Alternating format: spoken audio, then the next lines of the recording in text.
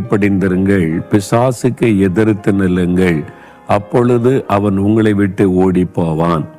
அன்று சொல்றார், பிசாசுக்கு எதிர்த்து நில்லுங்கள், அவன் உங்களை விட்டு ஓடி போவான்.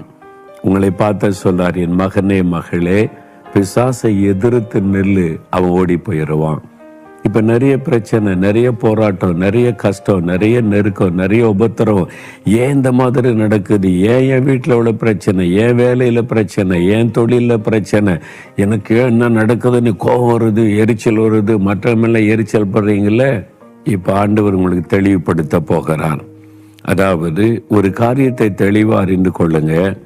நமக்கு வரக்கூடிய எல்லா பிரச்சனைகள், போராட்டங்கள், நெருக்கங்கள், உபத்திரவத்திற்கு யார் காரணம்? நம்ம மனிதர்களை பார்க்கிறோம். என் மனைவி தான் பிரச்சனை, என் கணவரால் தான் பிரச்சனை, என் மாமியாரால தான் இந்த குழப்பம், என் மருமகளால தான் இந்த பிரச்சனை.